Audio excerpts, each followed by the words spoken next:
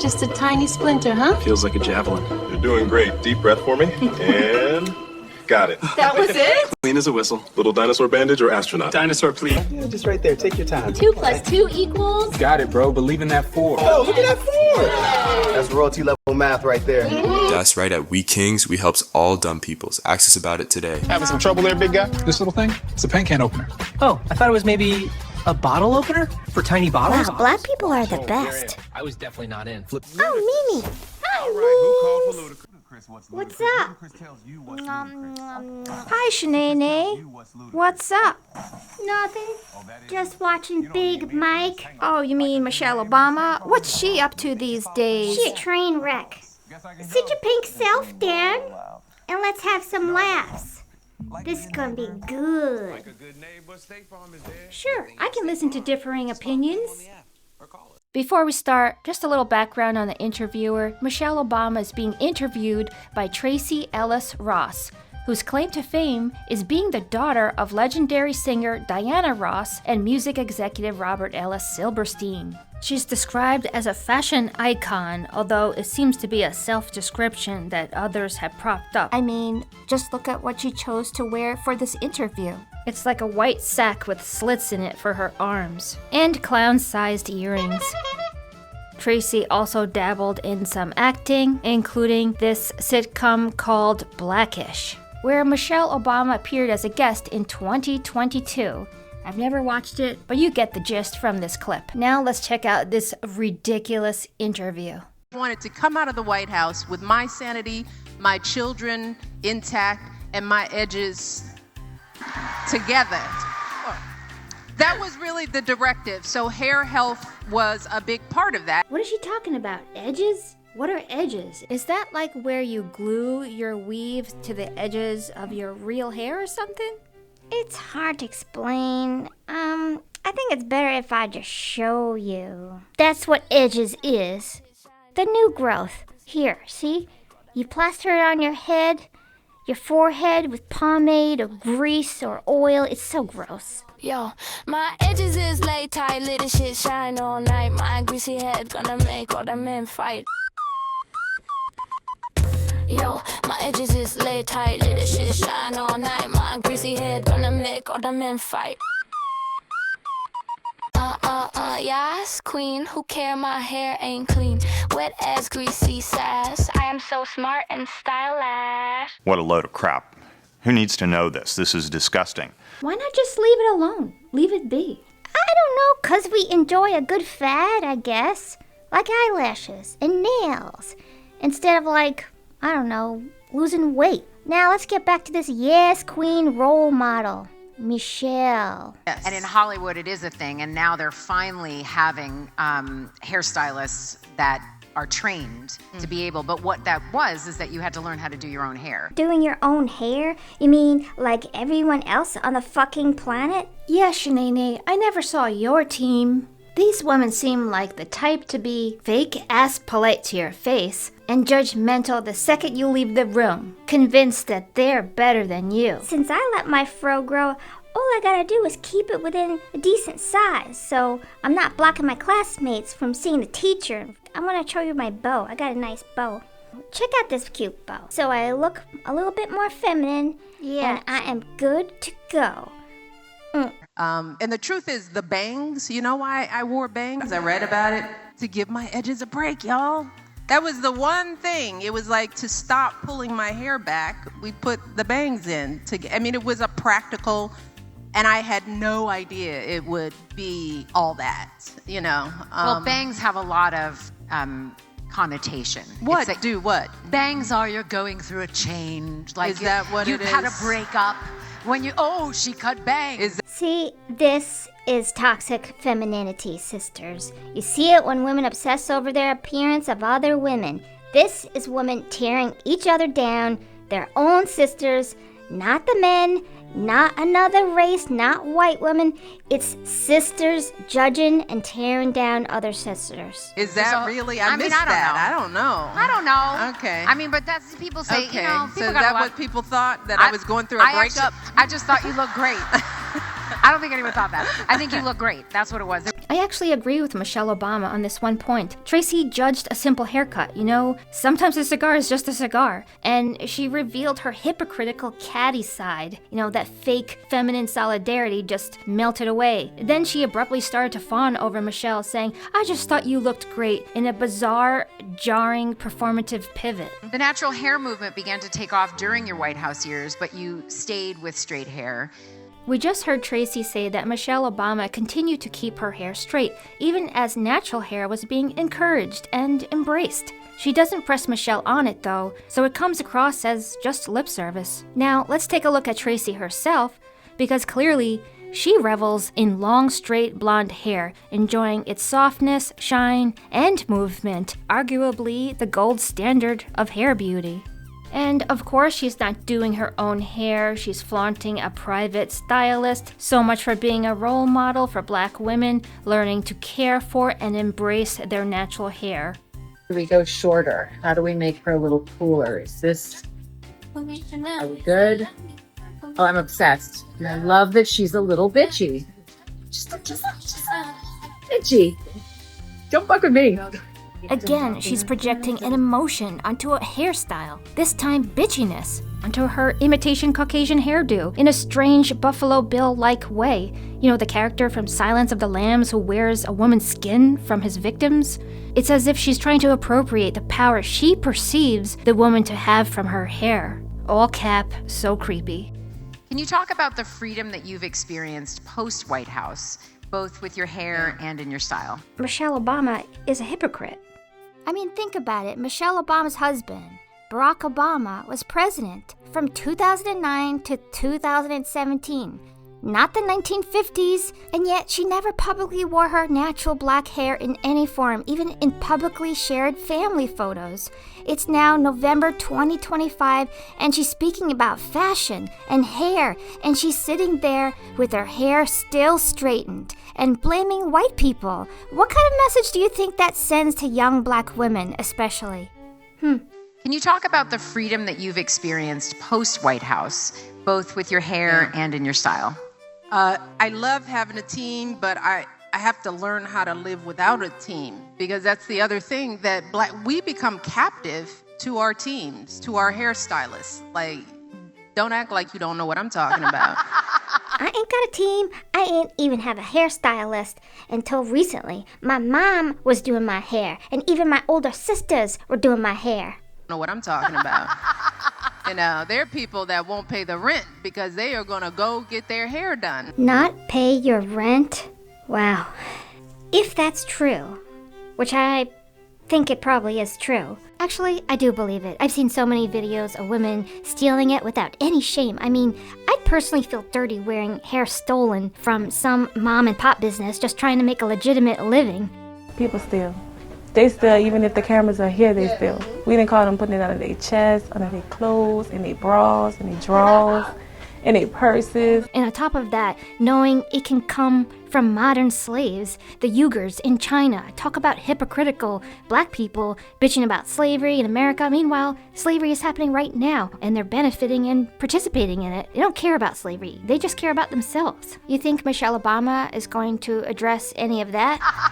You know, there are people that won't pay the rent because they are gonna go get their hair done. Isn't this a perfect opportunity for Michelle Obama to tell women to love themselves and to pay their rent and not worry about making their hair look like another race's hair, right? Let's see if she does that. People that won't pay the rent because they are gonna go get their hair done, right? And I couldn't solely rely on having these young people fly around everywhere with me coming on vacation. It's like we didn't. No, I guess not. I couldn't solely rely on having these young people fly around everywhere with me coming on vacation. Did you hear that? This poor thing had to go on vacation without her team. So I always had to be able on vacation when they weren't going to be around to be able to do my own hair. Oh my god, cry me a river. How did she ever survive? She talks about people skipping rent to pay for unnecessary cosmetic expenses while complaining about not being able to bring her personal hairstyling team on vacation with her. Instead of turning it into a teachable moment about responsible choices, she excuses the behavior, essentially encouraging it. That makes her a terrible role model and shows just how disconnected she is, especially when many people can't even afford a vacation at all. I learned how to do my own makeup. I learned how to put a lash on. I learned how to do my own hair in the same way that you've said, because you can't have people with you all the time. And I knew that there was going to be life post White House, even though my team still works with me. Still has her team. All right, all about the self-reliance. Yeah, sure. I told Jerry, my braider, I wanted that long power braid.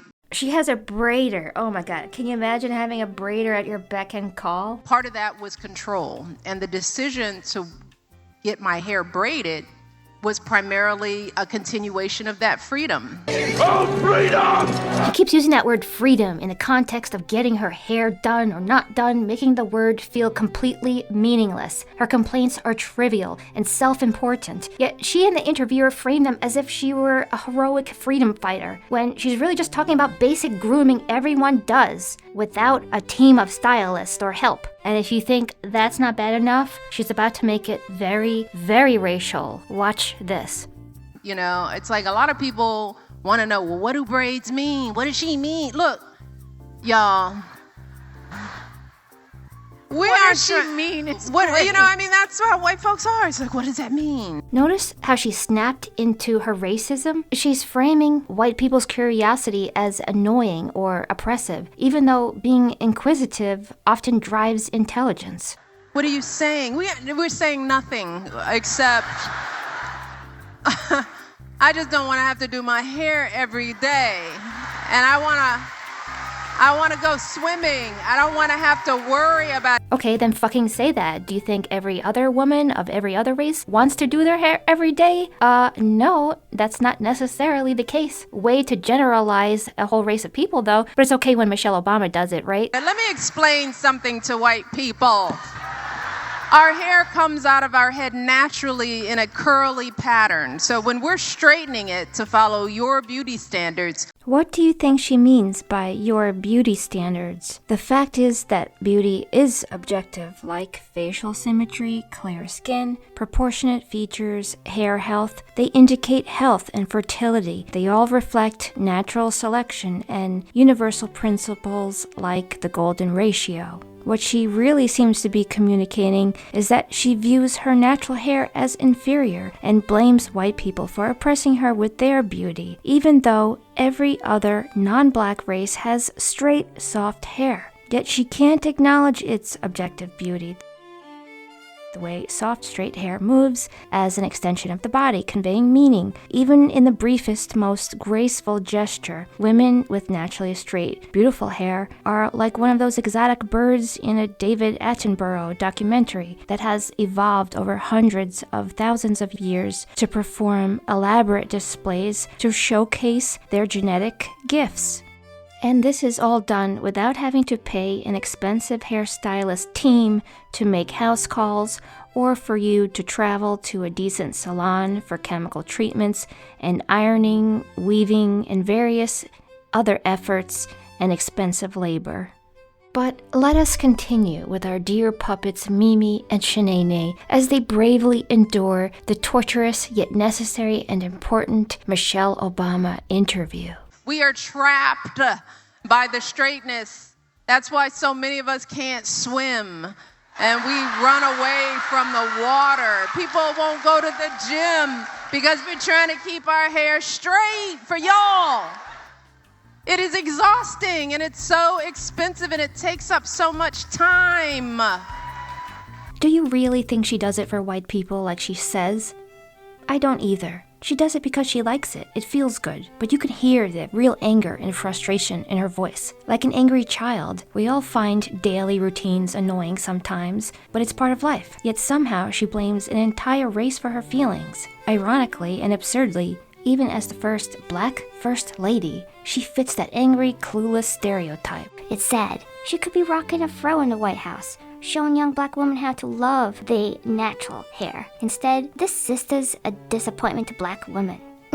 Braids are for y'all so we can work harder and focus on the work. So Big Mike says braids are for white people, yet she's straightened her hair here. She's no longer in the White House. She has a team of experts. She can wear any hairstyle she wants, but she chooses straight hair. It's like they cry out in pain as they attack you. She's criticizing non-black beauty standards while mimicking them and enjoying them. So why do we need an act, an act of law, to tell white folks to get out of our hair? Big Mike is referring to something called the Crown Act, passed in 2022. Was it needed? No. There are already existing federal anti-discrimination laws, but now with this new Crown Act, a black woman can legally rock a 5-foot afro if she wanted. Yes, you heard that correctly. Or she could wear absurd, wacky dreadlocks at work, and they can sue their employer for saying anything about it. But these same protections don't extend to a white person, for example, wearing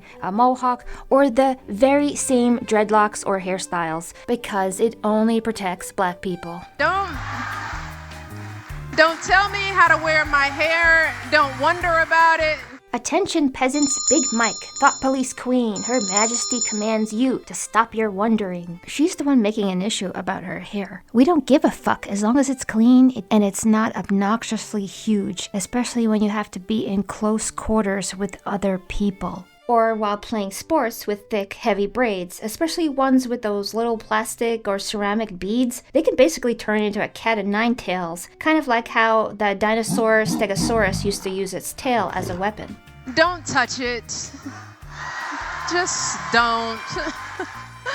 I mean, I'm not a touchy-feely person, so I wouldn't do that to anyone unless I knew them very well. But I once saw a very attractive Russian woman gently touch a black woman's braids, and she was complimenting them. It was a clear sign of affection and interest. But it's funny how Michelle frames it as racist. It says more about her own deranged mind full of anger and resentment. Braids for me was part of the freedom. Of like, I wanna work out and play tennis, and I don't want to have a team, and braids are beautiful and they're versatile and they protect your hair. They're a protective style, and I love them. I love wearing my hair in braids. The lady doth protest too much, methinks. She talks about loving braids, but her hair is perfectly straight here, and she doesn't even acknowledge the contradiction. And of course, the brown-nosing interviewer doesn't address it either.